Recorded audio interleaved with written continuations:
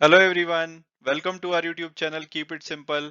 आपने आजकल नोटिस किया होगा कि भारत के बहुत सारे स्टूडेंट्स यूक्रेन में फंस गए हैं जब से रशिया ने वहां पे अटैक किया है। तो शायद आप सोच रहे होंगे कि भाई इतने सारे इंडियन स्टूडेंट्स यूक्रेन जैसे छोटे देश में पढ़ाई करने जाते क्यों हैं। तो इस टॉपिक को हम इस वीडियो में डिटेल में डिस्कस करेंगे। और आगे बढ़ने से पहले अगर आपने अभी तक चैनल को सब्सक्राइब नहीं किया तो प्लीज सब्सक्राइब करके हमें मोटिवेट कीजिए। तो सबसे पहले अगर हम कॉन्टेक्स्ट को समझें, जैसा कि आपको पता है कि रशियन मिलिट्री ने आजकल यूक्रेन पे अटैक किया हुआ है और इसके चलते बहुत सारे इंडियन स्टूडेंट्स यूक्रेन में फंस गए हैं। हालांकि इंडियन गवर्नमेंट अपनी तरफ से बहुत कोशिश कर रही है कि ऑपरेशन गंगा के अंतर्गत इन स्टूडेंट्स को भारत में वापस लाया जा सके। और अगर हम यूक्रेन की ministry of education and science का डेटा देखें तो लगभग 18,095 इंडियन स्टूडेंट्स थे यूक्रेन में, जिसमें से कि 80 से 90% मेडिसिन की पढ़ाई कर रहे हैं, यानी कि जो डॉक्टरी की पढ़ाई कर रहे हैं। और अगर हम 2020 का डेटा देखें तो जितने भी यूक्रेन में बाहर के कंट्रीज से स्टूडेंट आए थे उसमें से 24% इंडियन स्टूडेंट थे। तो अब आप शायद सोच रहे होंगे कि भाई यूक्रेन इंडियन मेडिकल स्टूडेंट्स को इतना पसंद क्यों है। तो उसके लिए अगर हम सबसे पहले डेटा को देखें तो 2021 में लगभग 15 लाख ऐसे स्टूडेंट्स थे जिन्होंने कि एमबीबीएस का जो एंट्रेंस एग्जाम होता है, नीट जिसको बोला जाता है, national eligibility cum entrance test, इसमें बैठे थे। जिसमें कि जो ओवरऑल सीट्स थी इन 15 लाख स्टूडेंट्स के लिए वो थी 88,120 एमबीबीएस की सीट्स थी। और इसमें से जो 50,000 सीट्स थी वो 313 पब्लिक कॉलेजेस में थी, यानी कि गवर्नमेंट कॉलेजेस में। और जो स्टूडेंट्स इन गवर्नमेंट कॉलेजेस में एडमिशन नहीं ले पाते, यानी इस एंट्रेंस को पास नहीं कर पाते हैं, तो वो रादर देन कि कोई एक प्राइवेट कॉलेज में पढ़ाई करें इंडिया में, उनको लगता है कि ये ज्यादा अट्रैक्टिव है कि किसी फॉरेन यूनिवर्सिटी के कॉलेज से पढ़ाई की जाए। और उसमें यूक्रेन की बात की जाए तो वहां पे 10 मेडिकल कॉलेजेस हैं और ज्यादातर इसमें गवर्नमेंट के द्वारा चलाए जाते हैं और ये उनके देश भर में फैले हुए हैं डिफरेंट डायरेक्शंस में। और अब अगर बात की जाए कि भाई इंडियंस यूक्रेन को ही क्यों चूज करते हैं मेडिकल एजुकेशन के लिए, तो उसके काफी सारे रीजन है। जैसे कि पहले पहले वहां की जो एजुकेशन है उसमें क्वालिटी है। जैसे अगर हम largest number of graduate and post graduate specialisation courses की बात करें मेडिसिन की फील्ड में, तो यूक्रेन की रैंक 4th आती है। आई थिंक इनसे आगे यूके, जर्मनी और फ्रांस है, उसके बाद यूक्रेन आता है। और यूक्रेन की कुछ स्टेट रन यूनिवर्सिटी हैं, वो काफी ज्यादा जानी जाती हैं हाई क्वालिटी एजुकेशन के लिए। तो इसके चलते जो इंडियन पेरेंट्स हैं वो प्रेफर करते हैं कि भाई बहुत ज्यादा फीस अगर उनको प्राइवेट कॉलेजेस में इंडिया में पे करनी है तो उसकी बजाय क्यों ना अपने बच्चों को यूक्रेन में पढ़ने भेज दें। और दूसरे रीजन की बात करें तो जो यूक्रेन में मेडिकल कॉलेजेस की फीस है वो इंडिया के कंपैरिजन में काफी कॉम्पिटिटिव है।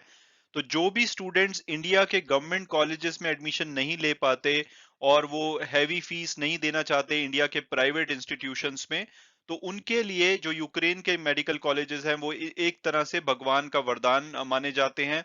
क्योंकि अगर आप यूक्रेन के एमबीबीएस की फीस देखेंगे तो वो 30 से 35 लाख रुपए आती है। और वहीं कंपैरिजन में अगर इंडिया में देखेंगे तो हिंदुस्तान टाइम्स ने एक रिपोर्ट में भी बताया था कि इंडिया में लगभग 1 करोड़ रुपए, जिसमें कि डोनेशन वगैरह भी इंक्लूडेड है, और आपको पता ही है कि ये सब देना ही पड़ता है अगर आपको प्राइवेट इंस्टीट्यूट में मेडिकल की पढ़ाई करनी है, तो 1 करोड़ रुपए इंडिया में लग जाता है। तो इसके चलते जो यूक्रेनियन मेडिकल कॉलेजेस हैं वो इंडियन स्टूडेंट्स की प्रेफर्ड चॉइस बन जाते हैं। और अगर हम बात करें कि भाई यूक्रेन ही क्यों यूरोप में, तो अगर हम कंपैरिजन के लिए दूसरे कंट्रीज में एमबीबीएस की फीस की बात करें तो मॉरिशियस और नीदरलैंड में भी ये कॉस्ट लगभग 50 से 55 लाख आती है। और वहीं पे जो यूक्रेनियन कॉलेजेस है वहां पे 30 से 35 लाख में उनका सारा एमबीबीएस कंप्लीट हो जाता है।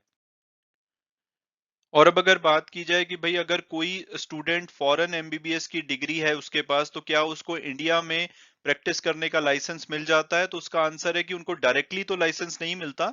जब ये फॉरेन एमबीबीएस की डिग्रीज लेकर स्टूडेंट आते हैं तो उनको एक नेशनल बोर्ड ऑफ एग्जामिनेशन का फॉरेन मेडिकल ग्रेजुएट एग्जाम, जिसको कि एफएमजी के नाम से जाना जाता है, उसमें बैठना पड़ता है।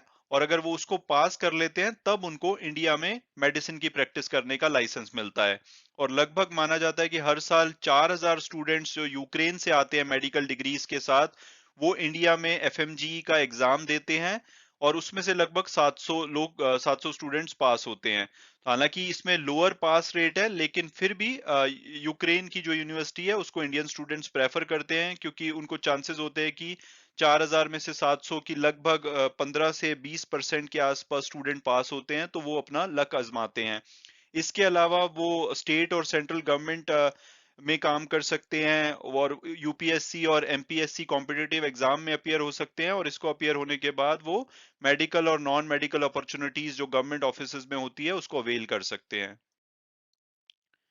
इसके अलावा एक और अन्य कारण है जो इंडियन स्टूडेंट्स प्रेफर करते हैं यूक्रेन की यूनिवर्सिटी को, कि वहां पे कोई एंट्रेंस एग्जाम नहीं होता। जैसे कि इंडिया में अगर आपको मेडिकल कॉलेज में एडमिशन लेना है तो आपको नीट का एग्जाम देना पड़ता है, लेकिन यूक्रेन में आपको मेडिसिन स्टडी करने के लिए कोई एग्जाम नहीं देना पड़ता, आपको सिंपली फीस देनी है और यहाँ पे आप अपनी पढ़ाई शुरू कर सकते हैं। और दूसरा, इंस्ट्रक्शंस जो होती हैं वो इंग्लिश में होती हैं, तो ये भी स्टूडेंट के फेवर में जाता है कि भाई जो मीडियम ऑफ इंस्ट्रक्शन है वो इंग्लिश में है। तो अगर वो किसी और कंट्री में जाते हैं, मान लो कि फ्रांस या जर्मनी, तो हो सकता है कि वहां पे उनको एक फॉरेन लैंग्वेज भी सीखनी पड़े, तो ये भी यूक्रेन के फेवर में जाता है। तो इन सभी वजहों से इंडियन स्टूडेंट्स यूक्रेन जाते हैं और वहां से डॉक्टरी की पढ़ाई करते हैं, और अब उनके लिए थोड़ा सा मुश्किल भरा टाइम है कि वहां पे वो फंस गए हैं। और मैं उम्मीद करता हूं कि सभी स्टूडेंट्स सेफली इंडिया वापस आएंगे, और थोड़े दिनों में जब ये टेंशन नॉर्मल हो जाती है, तो वो दोबारा से जाके जो भी उनका पेंडिंग कोर्स है उसको कंप्लीट कर सकते हैं। और आने वाले टाइम में, जैसा कि इंडियन गवर्नमेंट भी बोल रही है कि वो कोशिश करेंगे कि मेडिकल कॉलेजेस को बढ़ाया जाए, ताकि जो भी स्टूडेंट्स इन कंट्रीज में जा रहे हैं वो फ्यूचर में इंडिया में ही मेडिकल की पढ़ाई पूरी कर पाए। मैं उम्मीद करता हूं कि आपको ये वीडियो अच्छा लगा होगा और आपने कुछ नया जाना होगा। अगर कोई भी आपकी फीडबैक है तो प्लीज कमेंट सेक्शन में हमें कमेंट करके फीडबैक दीजिए। Thanks so much for watching the video, and God bless you all.